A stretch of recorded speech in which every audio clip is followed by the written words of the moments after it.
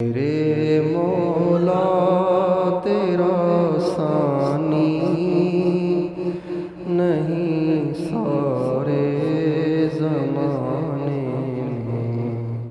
من يهده الله فلا مضل له ومن يضلل فلا هادي له وأشهد أن لا إله إلا الله وحده لا شريك له وأشهد أن سيدنا ونبينا وحبيبنا وشفيعنا وقرة أعيننا محمدا عبده ورسوله صلى الله تبارك وتعالى عليه وعلى آله وأصحابه وأزواجه وذريته وبارك وسلم تسليما كثيرا كثيرا أما بعد فأعوذ بالله من الشيطان الرجيم بسم الله الرحمن الرحيم إن الذين يخشون ربهم بالغيب لهم مغفرة وأجر كبير وقال تعالى والذين يؤتون ما آتوا وقلوبهم وجلة أنهم إلى ربهم راجعون وقال تعالى أفحسبتم أنما خلقناكم عبثا وأنكم إلينا لا ترجعون سبحان ربك رب العزة عما يصفون وسلام على المرسلين والحمد لله رب العالمين اللهم صل على سيدنا محمد وعلى آل سيدنا محمد وبارك وسلم۔ کہ ہر انسان کو دو قسم کے مسائل درپیش ہیں، ہر انسان کے ساتھ یہ دو قسم کے مسائل آتے ہیں، دنیا کا کوئی بھی انسان اس سے مستثنی نہیں ہے۔ ایک مسائل مرنے سے پہلے کے، صحت، شادی، روزگار، گھر، سواری، بیوی، بچے، رشتہ دار، کاروبار، یہ دنیا کے مسائل ہر آدمی کو پیش آتے ہیں، دنیا کا کوئی بھی آدمی اس سے مستثنی نہیں ہے۔ کبھی صحت کا مسئلہ، کبھی کاروبار کا مسئلہ، کبھی بیوی کا مسئلہ، کبھی بچوں کا مسئلہ، کبھی گھر کا مسئلہ، کبھی بجلی کا مسئلہ، کبھی گیس کا مسئلہ، کبھی بچوں اور بچیوں کا مسئلہ، اولاد کا مسئلہ، اولاد نہیں ہو رہی مسئلہ، ہو گئی ہے بیمار ہے یہ مسئلہ، ہو بھی گئی ہے بیمار بھی نہیں ہے مانتی نہیں ہے یہ مسئلہ، بہت اچھی ہے رشتے نہیں ہو رہے یہ مسئلہ۔ یہ وہ مسائل ہیں جو سب کو پیش آتے ہیں، جس کی وجہ سے انسان فکر مند رہتا ہے۔ جب بچہ ہوتا ہے تو بچہ ہونے کی حیثیت سے مسائل اس کے لیے بچہ فکر مند رہتا ہے، تھوڑا سا بڑا ہو جائے تو مسائل کی نوعیت تبدیل ہو جاتی ہے، جوان ہو جائے تو مسائل کی نوعیت تبدیل ہو جاتی ہے، شادی ہو جائے بچے ہو جائیں تو مسائل کی نوعیت تبدیل ہو جاتی ہے، بوڑھا ہو جائے تو مسائل کی نوعیت تبدیل ہو جاتی ہے، مسئلے ہی مسئلے، مسئلے ہی مسئلے، مسئلے ہی مسئلے۔ الدنیا دار الہموم، دنیا دکھوں کا گھر ہے، فکروں کا گھر ہے، افکار کا گھر ہے۔ یہ مسئلے ہر ایک کے ساتھ پیش آتے ہیں، اور ایک مسئلے اور ہیں، ایک مسئلہ اور ہے، وہ کیا ہے کہ دنیا سے جانا تو ہے، اس سے تو نہیں بچ سکتے، بالکل نہیں بچ سکتے، لیکن ایمان کے ساتھ جائیں، ایمان کے ساتھ جائیں۔ یہ بہت بڑا مسئلہ ہے، جو ایمان کی دنیا کے نابالغ ہیں انہیں اس مسئلے کی سنگینی کا احساس نہیں ہے۔ جیسے اس دنیا کے رہنے والے چھوٹے بچے، انہیں ان مسائل کا احساس نہیں ہوتا نا، کہ باپ کے پاس بجلی کا بل پلانے کے لیے پیسے نہیں ہیں، بچے کو تو کوئی ٹینشن نہیں ہوتی، ماں کو کینسر ہو گیا ہے، 3 سال کے بچے کو تو کوئی ٹینشن نہیں ہوتی، چونکہ وہ نابالغ ہے، ناسمجھ ہے۔ جو ایمان کی دنیا کے نابالغ ہوتے ہیں انہیں اس مسئلے کی سنگینی کا احساس نہیں ہوتا۔ مرنا تو سب نے ہے، ایمان کے ساتھ جائیں۔ پھر موت آسان ہو، موت مشکل بھی ہوتی ہے، موت آسان بھی ہوتی ہے، موت تکلیف کے ساتھ بھی ہوتی ہے، موت سہولت کے ساتھ بھی ہوتی ہے، اور موت کی تکلیف دنیا کی تکلیف جیسی نہیں ہے، جیسے کوئی چوٹ لگی، ٹانگ ٹوٹ گئی تو درد ہو رہا ہے، سر پھٹ گیا تو درد ہو رہا ہے۔ موت کی تکلیف ایسی نہیں ہوتی، موت کی تکلیف ایسی ہوتی ہے، حضرت علی فرماتے ہیں کہ اگر ایک جسم پر ایک وقت میں 1000 تلواریں پوری قوت سے ماری جائیں تو اس سے جو درد ہوتا ہے اس سے زیادہ موت کا درد ہوتا ہے۔ یہ ایک مسئلہ ہے، موت آسان ہو مشکل نہ ہو۔ ہم چھوٹے تھے تو ہمارے جاننے والوں میں، قریبی لوگوں میں، ایک عورت کی سکرات 1 مہینے تک چلی، نکل رہی ہے، روح نکل رہی ہے، روح نکل رہی ہے، روح نکل رہی ہے، روح نکل 1 مہینہ روح نکل رہی ہے۔ اور حضرت شیخ الحدیث قطب الاقطاب مولانا محمد زکریا صاحب رحمۃ اللہ نے لکھا ہے کہ روح کے نکلنے کا جو درد ہے وہ ایسے ہوتا ہے جیسے اس عضو کو کاٹنے سے ہوتا ہے۔ آپ کسی کا پاؤں کاٹ دیں بغیر سن کیے تو جتنا درد اس وقت ہوتا ہے نا، اتنا پاؤں سے روح نکلنے کا وقت ہوتا ہے۔ اور روح جسم کے انگ سے نکلتی ہے، روئیں سے نکلتی ہے، تو یہ کاٹنے والا درد روئیں میں ہوتا ہے۔ موت آسان ہو، یہ ایک مسئلہ ہے، یہ ایک ٹینشن ہے۔ پھر فرشتے جو لینے آئیں وہ جہنم والے بھی آتے ہیں، جنت والے بھی آتے ہیں۔ روح تو نکل ہی جاتی ہے، لیکن جنت کے فرشتے آتے ہیں تو بڑی آسانی ہوتی ہے، جہنم کے فرشتے آتے ہیں تو مار کے نکالتے ہیں۔ پھر جب قبر میں لے جایا جاتا ہے تو قبر میں جانے کے بعد اس قبر میں پہنچنے کے بعد فرشتے آتے ہیں اور 3 سوال کرتے ہیں ہر آدمی سے۔ جتنے آپ بیٹھے ہیں نا، ان سب سے 3 سوال ہونے ہیں، مجھ سے بھی ہونے ہیں، ہماری بیویوں سے، بچوں سے بھی ہونے ہیں۔ اگر کوئی معصوم بچہ یہاں بیٹھا ہوا ہے، یہ بھی جب جائے گا تو اس سے بھی ہوگا، سب سے ہوں گے۔ اور اس وقت سوال کا جواب معلومات کے مطابق نہیں ہوگا، وہاں سوال کا جواب یقین کی بنیاد پہ ہوگا، معلومات کی بنیاد پہ نہیں ہوگا، یقین کی بنیاد پہ ہوگا۔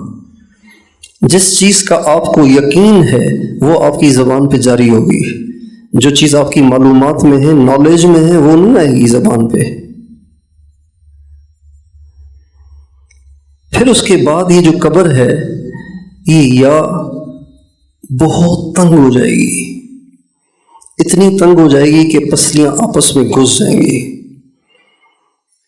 یا اتنی وسیع ہو جائے گی کہ جہاں تک آپ کی نظر جاتی ہے وہاں تک چوڑی ہو جائے گی۔ یہ ایک مسئلہ ہے کہ میری قبر کیا ہوگی، ایسے ہوگی یا ایسے ہوگی، کوئی بھی نہیں جانتا کہ میرے ساتھ کیا ہونے والا ہے۔ پھر یہ قبر جنت کا باغیچہ بھی بن جاتی ہے، جہنم کی آگ کا گڑھا بھی بن جاتی ہے۔ اس میں جنت کی کھڑکیاں بھی کھلتی ہیں، اس میں جہنم کی کھڑکیاں بھی کھلتی ہیں، جنت کی کھڑکیاں بھی کھلتی ہیں. یہ ایک مسئلہ ہے، اور قیامت تک یہ معاملہ رہے گا. پھر ایک دن آئے گا کہ ہم سب کو قبروں سے اٹھایا جائے گا. فَإِذَا نُفِخَ فِي الصُّورِ نَفْخَةٌ وَاحِدَةٌ وَحُمِلَتِ الْأَرْضُ وَالْجِبَالُ فَدُكَّتَا دَكَّةً وَاحِدَةً وَانشَقَّتِ السَّمَاءُ فَهِيَ يَوْمَئِذٍ وَاهِيَةٌ وَالْمَلَكُ عَلَى أَرْجَائِهَا وَيَحْمِلُ عَرْشَ رَبِّكَ فَوْقَهُمْ يَوْمَئِذٍ ثَمَانِيَةٌ. قیامت آ جائے گی، سب کچھ ختم ہو جائے گا. پھر کیا ہوگا؟ یومئذ تعرضون لا تخفی منکم خافیہ. تمہیں اٹھا کے فرشتے اللہ کے سامنے پیش کریں گے. تعرضون، خود چل کے نہیں جائے گا. کچھ فرشتوں نے ادھر سے پکڑا ہوا ہوگا، کچھ نے ادھر سے، جیسے مجرم کو پکڑتے ہیں نا، گھسیٹ کے لے جائیں گے. اور جو نیک ہوں گے ان کو بھی پکڑ کے لے جائیں گے، لیکن عزت کے ساتھ. اور جو مجرم ہوں گے ان کو بھی پکڑ کے لے جائیں گے، لیکن بہت ذلت کے ساتھ. اور ان کو سامنے کھڑا کیا جائے گا. اور جب سامنے کھڑا کیا جائے گا تو زندگی کی ہوئی کوئی نیکی اور کوئی برائی اللہ سے پوشیدہ نہیں ہوگی. یومئذ تعرضون لا تخفى منکم خافیہ فأما من أوتي كتابه بيمينه فيقول هاؤم اقرءوا كتابيه إني ظننت أني ملاق حسابيه فهو في عيشة راضية وأما من أوتي كتابه بشماله فيقول يا ليتني لم أوت كتابيه ولم أدر ما حسابيه يا ليتها كانت القاضية ما أغنى عني مالية هلك عني سلطانية خذوه فغلوه ثم الجحيم صلوه ثم في سلسلة ذرعها 70 ذراعا فاسلكوه إنه كان لا يؤمن بالله العظيم ولا يحض على طعام المسكين فليس له اليوم هاهنا حميم ولا طعام إلا من غسلين لا يأكله إلا الخاطئون. یہ سب کچھ ہونے والا ہے، سب کے ساتھ تمہیں پیش کیا جائے گا، اور تمہاری کوئی چیز چھپی نہیں ہوگی. اللہ کو سب پتہ ہوگا کہ تم نے داڑھی رکھ کر، پگڑی پہن کے اور لوگوں کے سامنے دینی گیٹ اپ اپنا کر تم نے کیا کیا خیانتیں کی تھی، کیا کیا بدماشیاں کی تھی، کیا کیا اللہ کے ساتھ تم نے بددیانتی کی تھی. یہ سب سامنے آ جائے گا. جو اچھائیاں کی ہوں گی وہ بھی آئیں گی، جو برائیاں کی ہوں گی وہ بھی آئیں گی. یہ ایک مسئلہ ہے ہمارا کہ ہماری پیشی ہونے والی ہے. اللہ کے سامنے سب کچھ کھلے گا، اللہ کے سامنے ہر بات کا حساب دینا پڑے گا. یہ ایک مسئلہ ہے. اور پھر اس کے بعد جب سب کچھ اللہ کے سامنے کھلے گا، بندہ خود بھی دیکھے گا اور اقرار بھی کرے گا کہ ہاں بالکل یہ سارے کام میں نے کیے ہیں، میں انکار نہیں کر سکتا، یہ سارے کام میں نے کیے ہیں، میرا انکار نہیں ہے. اب اس کے بعد یا تو جنت کا فیصلہ ہوگا یا جہنم کا فیصلہ ہوگا. یہ ایک مسئلہ ہے.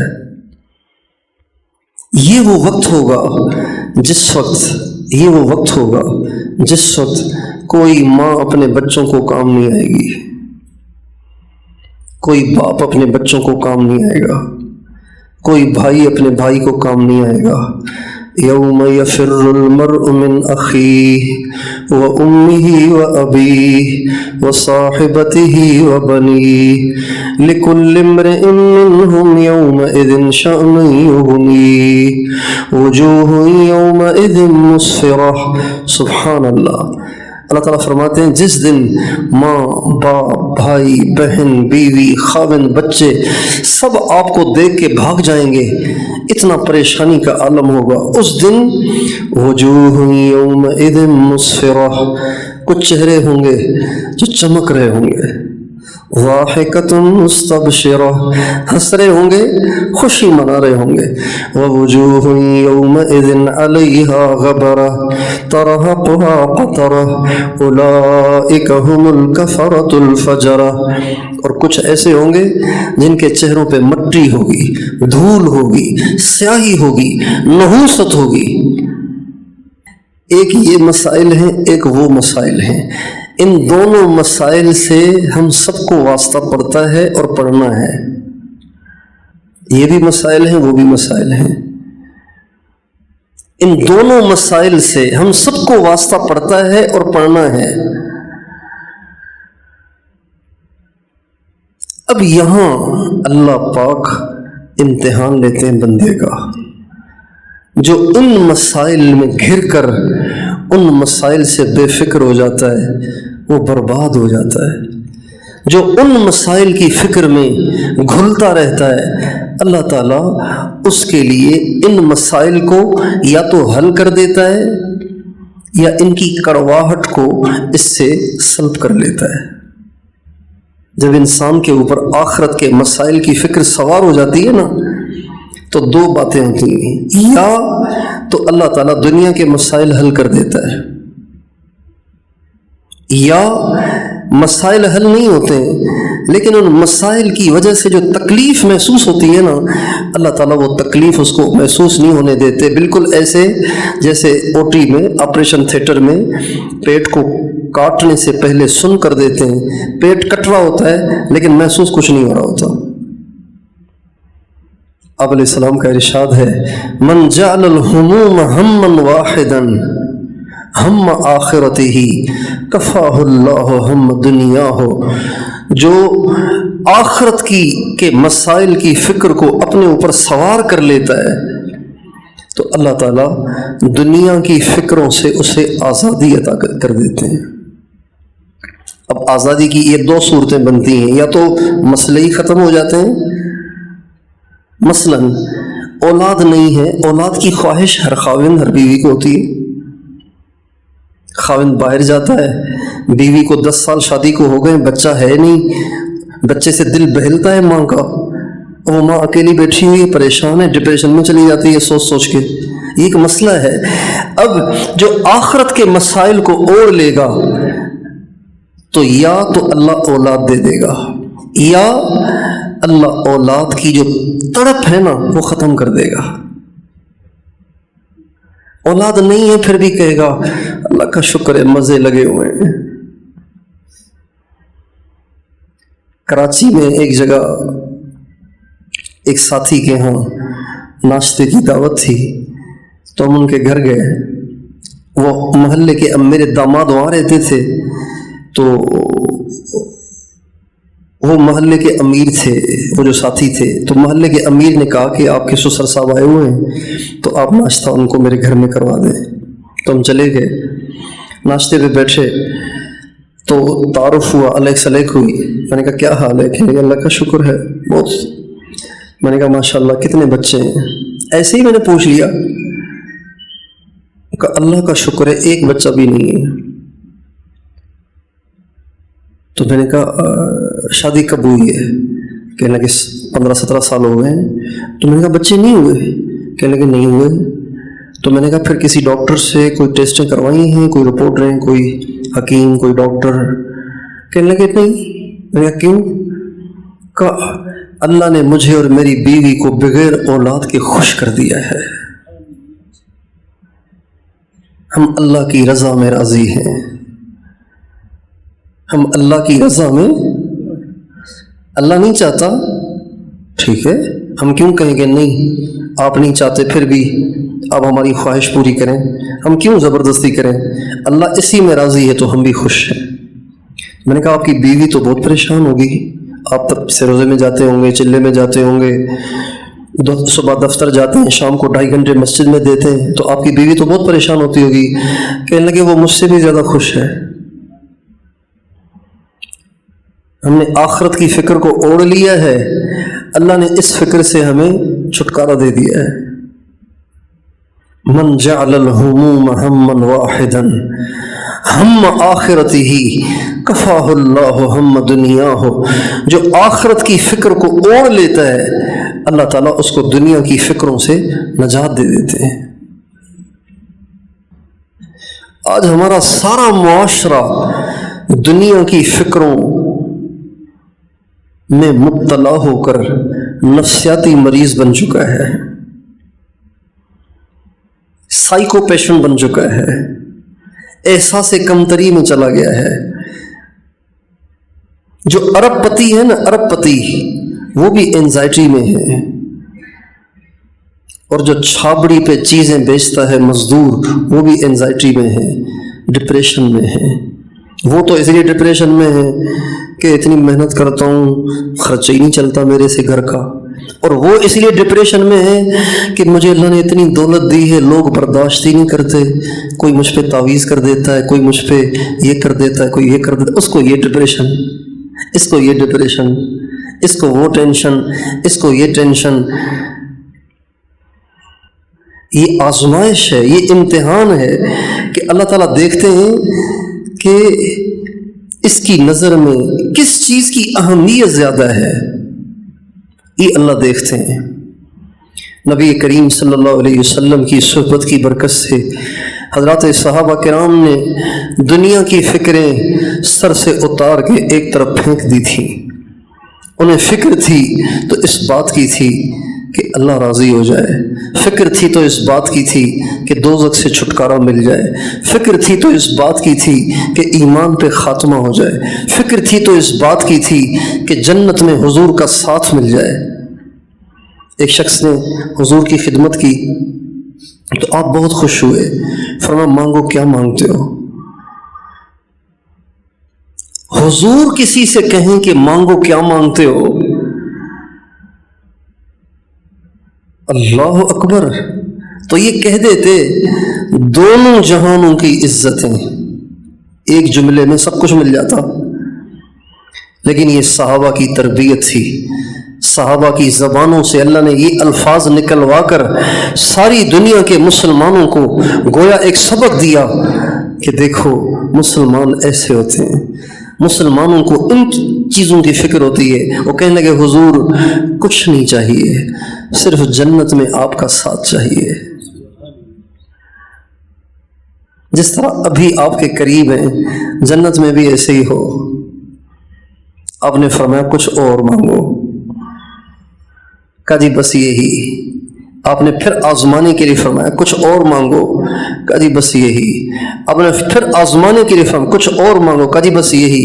فرمایا بس ٹھیک ہے، پھر یہ ہو جائے گا، لیکن زیادہ سجدے کر کے، زیادہ سجدے کر کے میری دعا کی مدد کرنا۔ ایک شخص آئے، ایک عورت آئی ہمارے نبی کے پاس، اس نے کہا یا رسول اللہ مجھے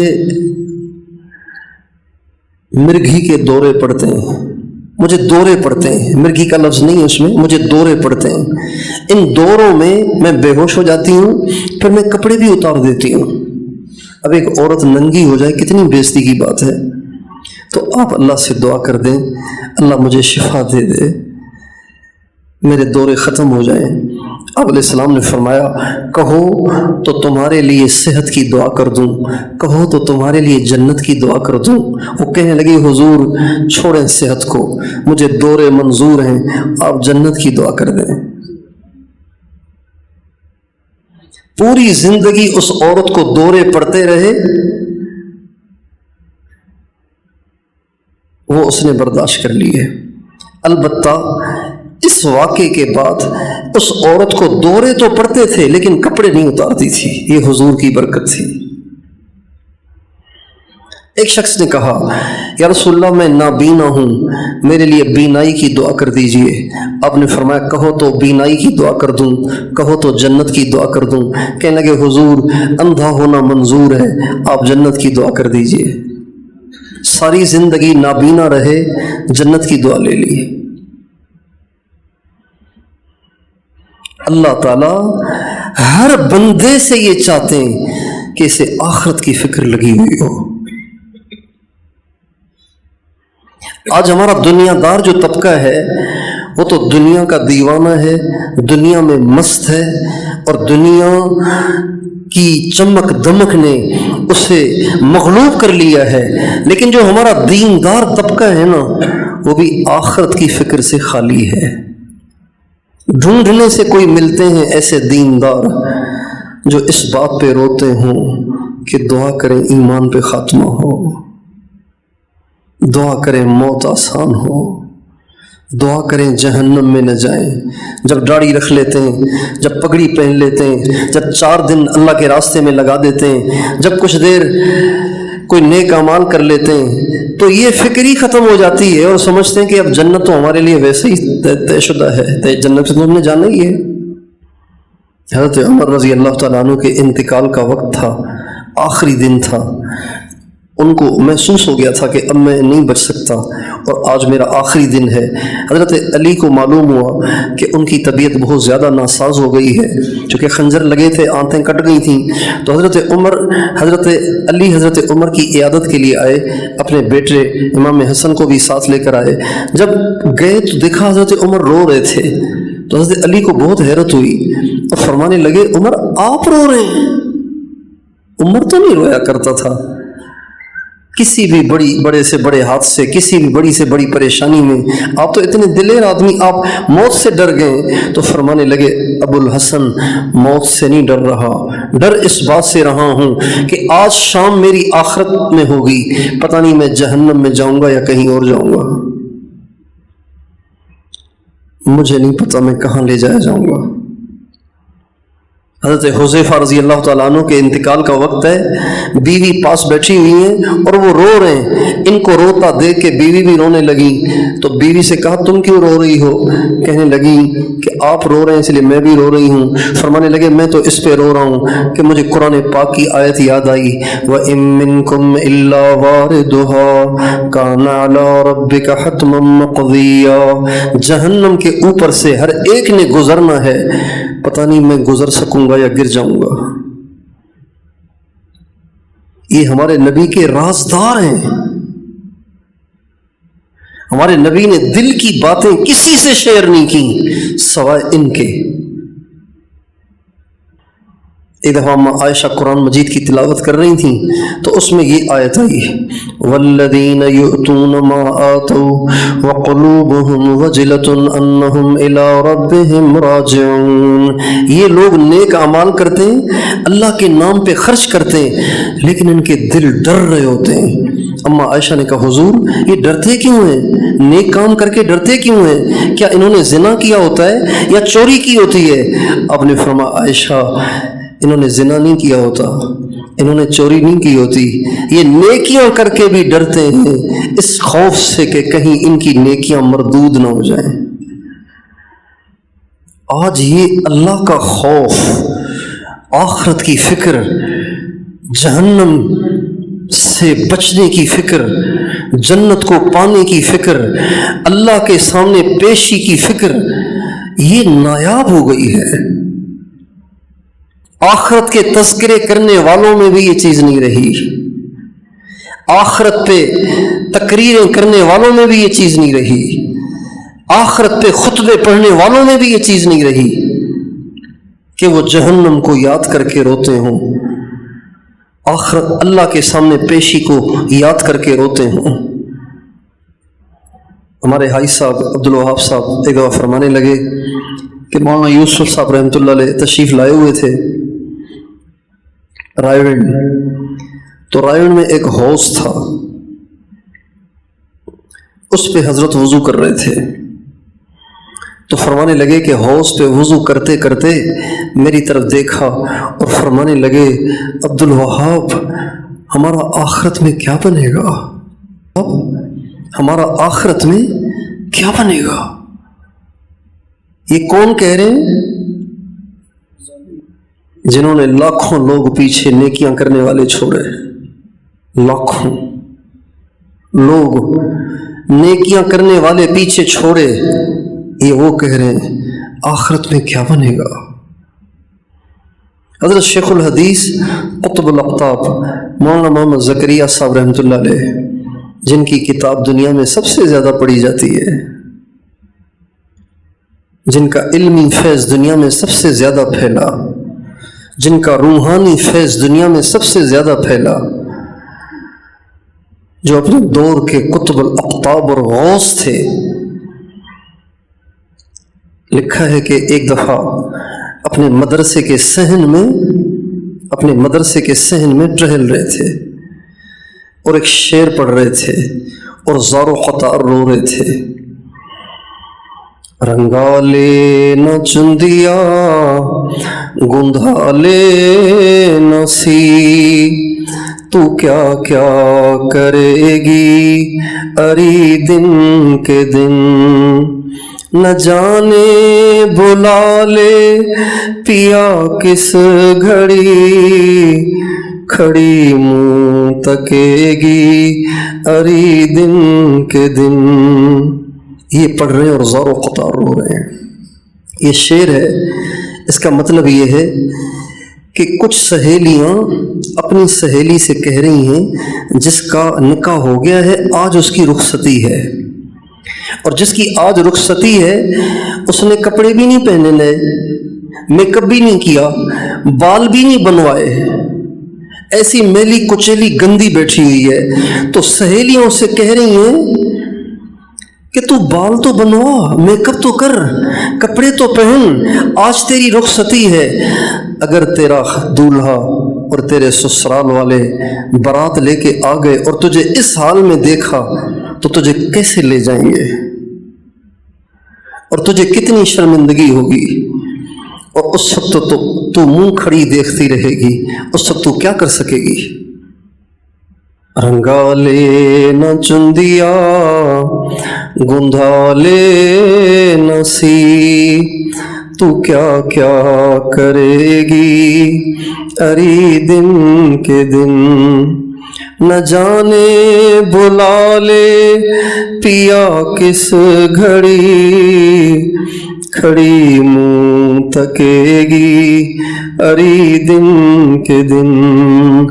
تو نے اللہ کو دکھانے جیسا منہ بنایا ہی نہیں، تو نے اللہ کو دکھانے والے اعمال کیے ہی نہیں، تو نے اللہ کو دکھانے والا دل تیار ہی نہیں کیا، تو اگر تیرا بلاوا اچانک ہو گیا، اسی گندے دل کو لے کے تو اللہ کے سامنے پیش ہو گیا، اسی گندی شکل گندے اعمال کے ساتھ تو اللہ کے سامنے پیش ہو گیا، تو کیا کرے گا تو وہاں؟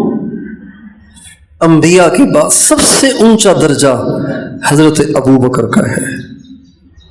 ایمان کی جو سطح ان کو حاصل ہوئی، قیامت تک کسی کو حاصل نہیں ہوگی، ان کا درجہ اتنا اونچا ہے۔ لیکن آخرت کی فکر اور آخرت کے خوف کا عالم یہ تھا کہ یہ تمنا کیا کرتے تھے، ابو بکر تو گائے کیوں نہیں ہے، تو گائے کیوں، تو گائے ہوتا، کچھ دن چرتا، ذبح ہو جاتا، معاملہ ختم ہو جاتا، تو انسان کیوں بن گیا کہ اب تجھے پیشی دینی ہے، حساب دینا ہے۔ ایک پرندے کو دیکھا کہ درختوں پہ اڑتا پھر رہا ہے، فرمانے لگے تیرے کتنے مزے ہیں، کاش ابو بکر بھی تیرے جیسا ہوتا۔ کبھی فرماتے کاش میں درخت ہوتا جس کا پھل لوگ کھاتے، پھر کاٹ کے اس کی لکڑیاں جلا دیتے۔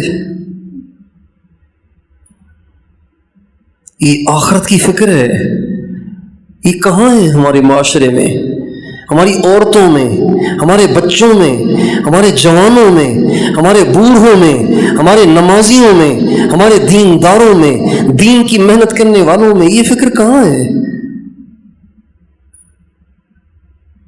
وہ کیوں بے فکر ہیں اس سے؟ ان کو کیا خوش فہمی لگ گئی ہے کہ ان کے لیے آسانیاں ہی آسانیاں ہیں؟ نبی کریم صلی اللہ علیہ وسلم کا ارشاد ہے کیف انعم وصاحب السور قد التقمه وحنا جبهته، میں کیسے سکون سے زندگی گزاروں جبکہ اسرافیل نے سور کو منہ میں لیا ہوا ہے، اور سور پھونکنے میں زور لگانے کے لیے اس نے گردن بھی جھکا لی ہے، اب صرف اس کو اللہ کے حکم کا انتظار ہے۔ ابھی سور پھونکی جانے والی ہے، ان پہاڑوں نے روئی کے گالوں کے طرح سے اڑ جانا ہے، ان سمندروں میں آگ لگ جانی ہے، اس پوری زمین میں زلزلہ برپا ہو جانا ہے، اس پوری دھرتی نے ریزہ ریزہ پرزہ پرزہ ہو جانا ہے۔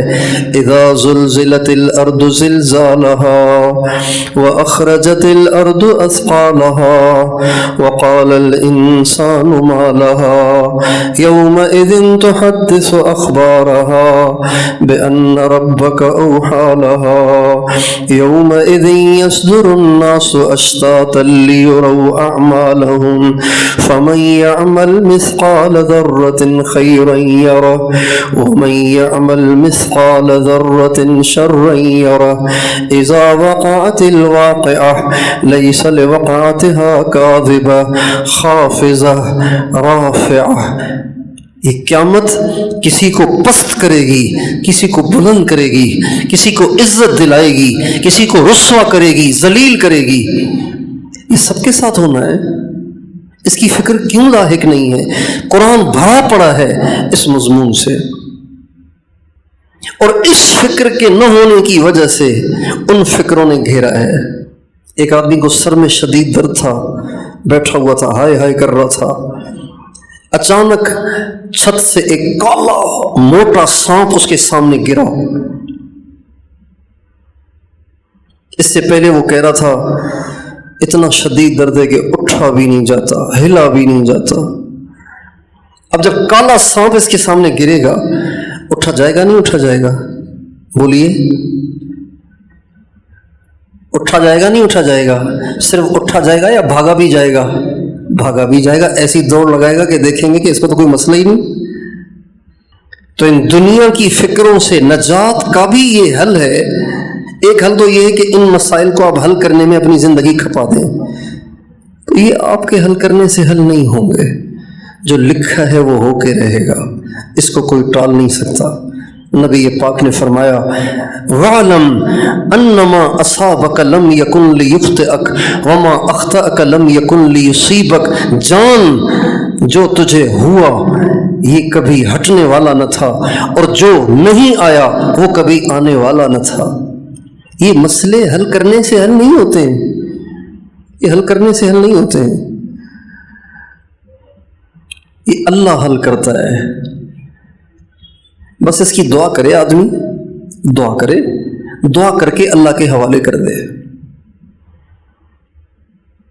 لیکن جو اللہ کے محبوب بندے ہوتے ہیں نا، محبوب بندے جو اللہ کے ساتھ چپکے ہوئے ہوتے ہیں، ان کا پھر معاملہ ہی کچھ اور ہوتا ہے۔ وہ اللہ تعالیٰ سے دعاؤں کے ذریعے اپنے مسئلے بھی حل نہیں کراتے، وہ کہتے ہیں ہمیں شرم آتی ہے اللہ سے کہتے ہوئے، بولیے، اللہ سے کہتے ہوئے شرم آتی ہے۔ محبوب اگر کوئی کڑوی چیز پیش کرے، محبوب جس پہ آپ فدا ہیں کڑوی چیز پیش کرے، تو اگر وہ سچا عاشق ہے تو یہ نہیں کہے گا مجھے یہ پسند نہیں ہے، آپ میرے لیے کوئی میٹھی چیز لائیں، کہے گا؟ وہ کہے گا محبوب کی دی ہوئی ہے، ذائقہ جیسا بھی ہے قبول ہے۔ جو اس کے مقربین ہوتے ہیں نا، ان کا معاملہ ایسا ہوتا ہے۔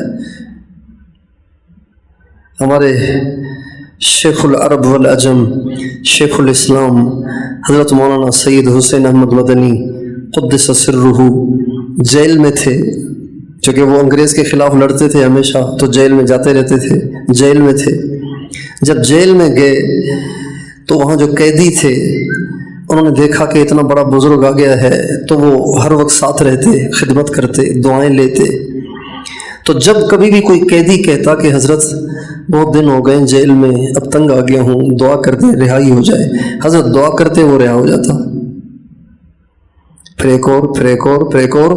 اکثر قیدی رہا ہو گئے، تھوڑے سے رہ گئے. جن جن نے دعا کے لیے کہا وہ سب رہا ہو گئے.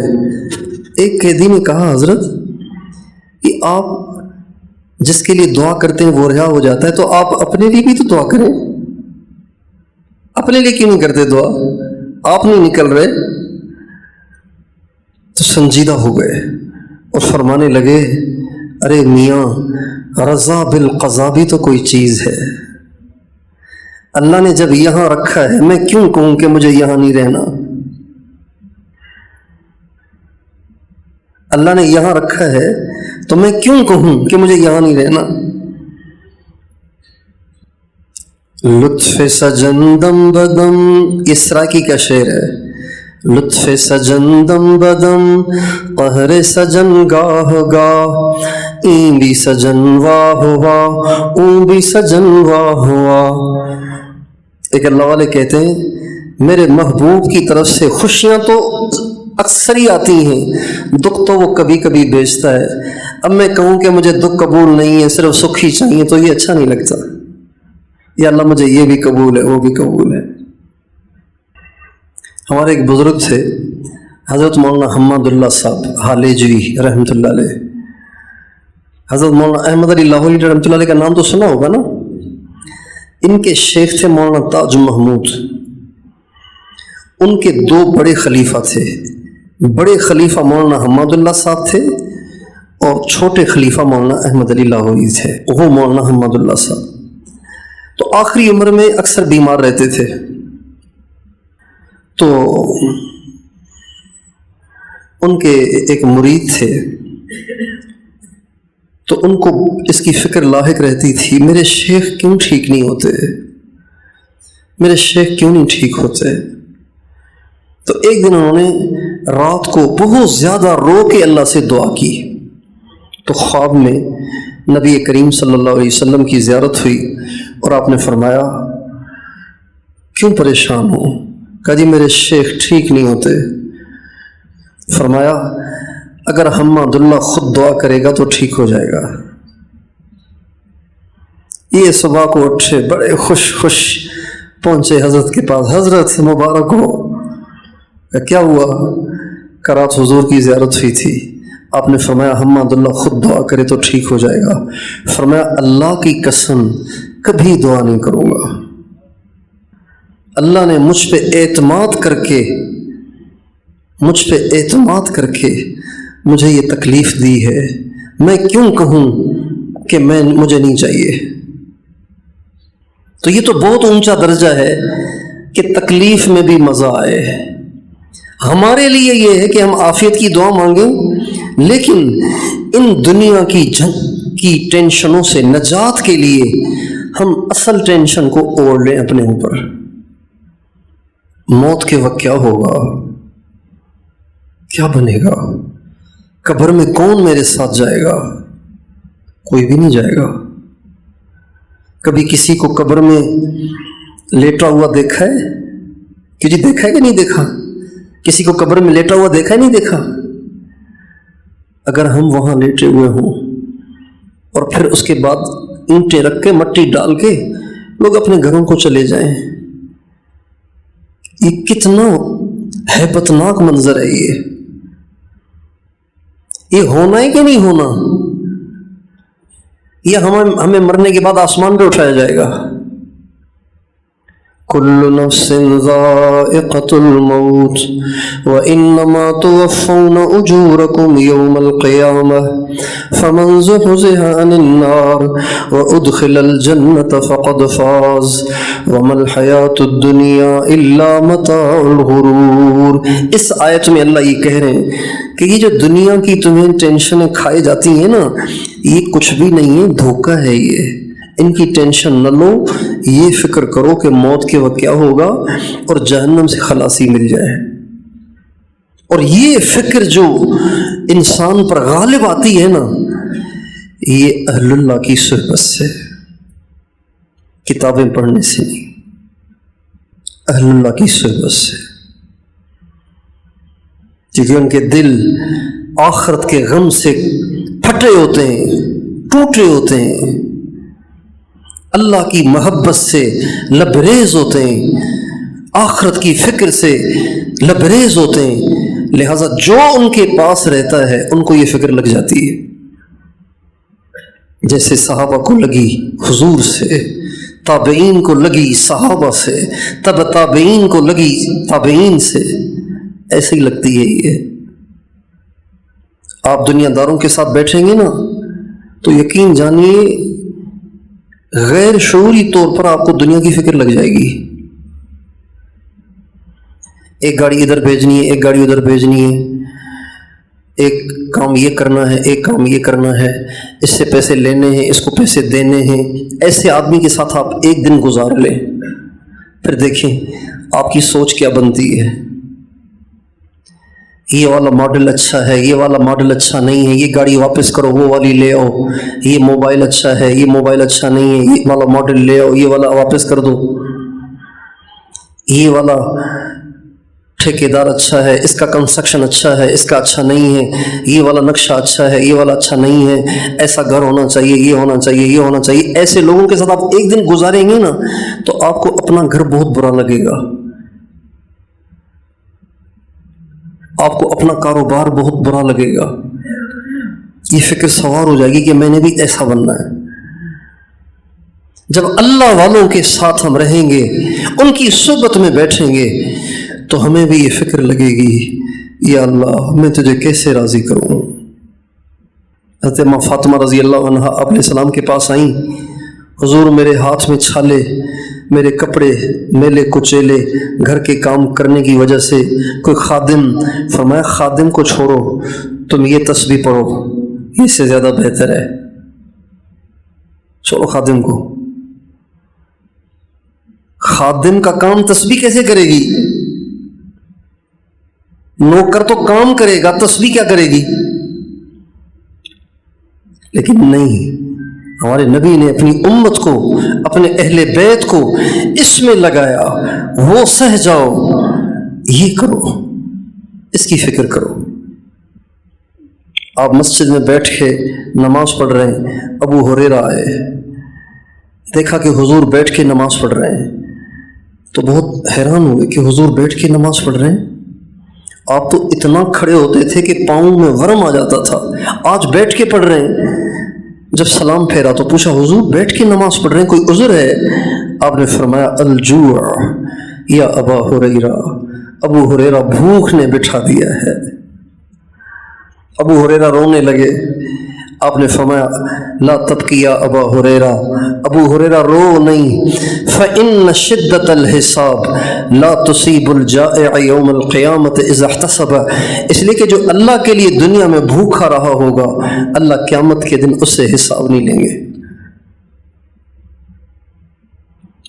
بھوک اور فاقے کی ٹینشن کو حضور نے کیسے دور کیا ہے؟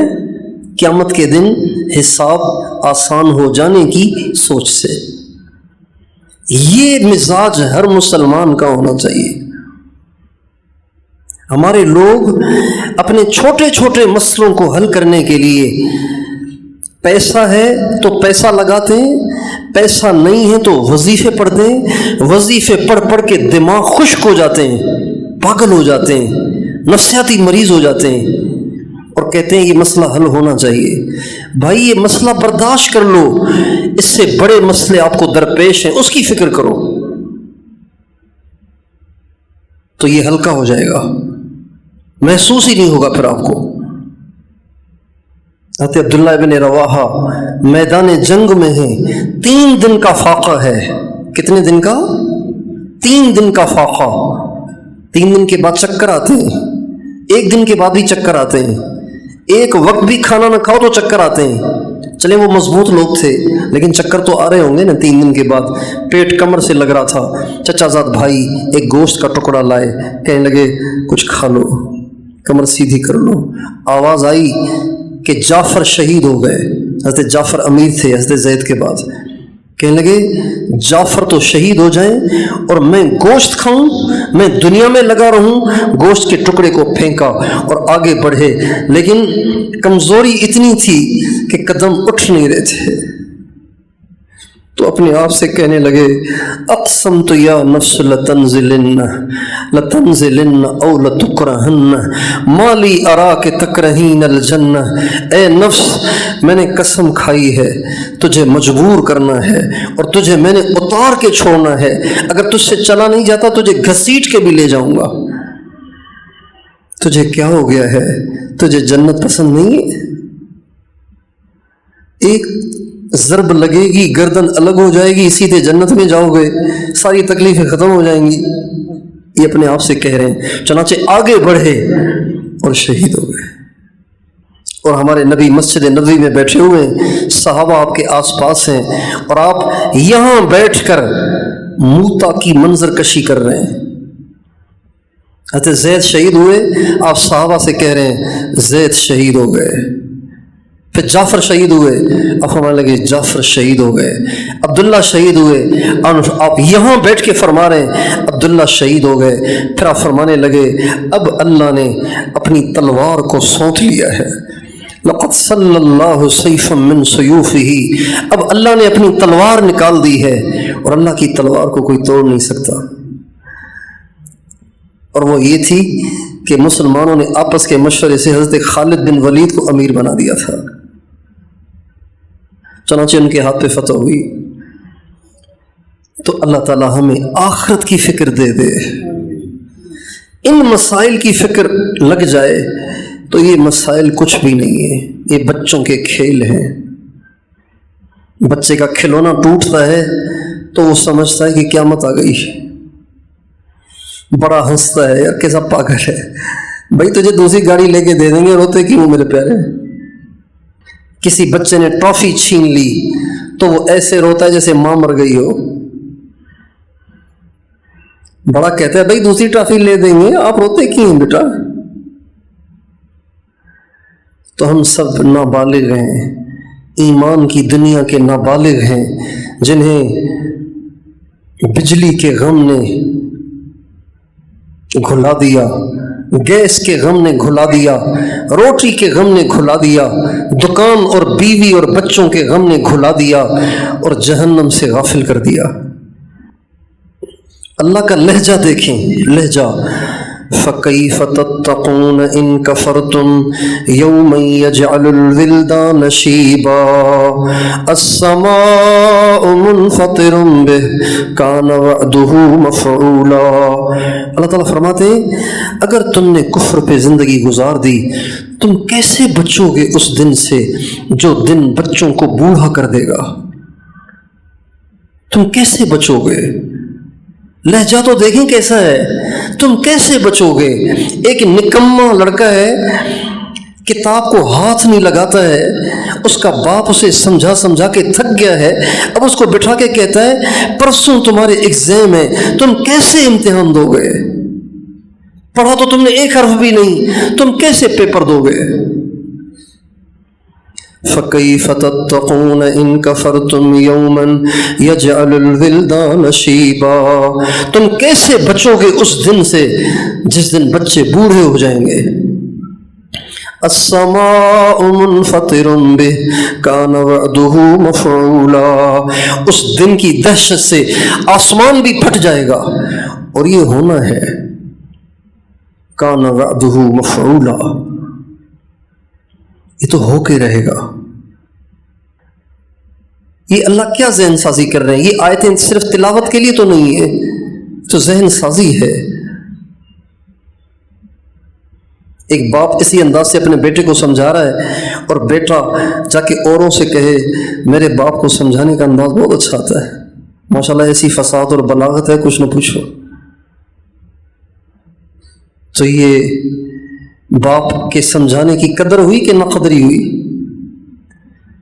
قرآن کہہ رہا ہے اس کی فکر مت کرو، اس کی کرو، اس کی ٹینشن مت لو، اس کی ٹینشن لو۔ ہماری عورتوں کو یہ ٹینشن کھا گئی، اس نے یوں کہا، اس نے یوں کہا، اس نے یوں کہا، ساس نے یوں کہا، نند نے یوں کہا، خاوند نے یوں کہا، کھا گئی انہیں یہ ٹینشن۔ کیوں کھا گئی؟ اس لیے کہ خالی تھی نا، دل دماغ خالی تھا۔ اگر جہنم کی ٹینشن لگی ہوتی، موت کی ٹینشن لگی ہوتی، قیامت کے دن پیشی کی ٹینشن لگی ہوتی تو ساس کے جملوں کا کیا اثر ہوتا؟ تو ایک اہل اللہ کی صحبت، دوسری چیز آخرت کے تذکرے، اتنے تذکرے کریں اس کے، اتنے تذکرے کریں، اتنے تذکرے کریں اس کے کہ دوسری طرف خیال نہ جائے۔ ہمارے گھروں میں جنت جہنم کے تذکرے ہیں ہی نہیں، اللہ کے سامنے پیشی کے تذکرے ہیں ہی نہیں، اللہ کی عظمت کے تذکرے ہیں ہی نہیں۔ اس لیے بس بچوں کو دنیا کی فکر لگی ہوئی ہے، عورتوں کو بھی دنیا کی فکر لگی ہوئی ہے۔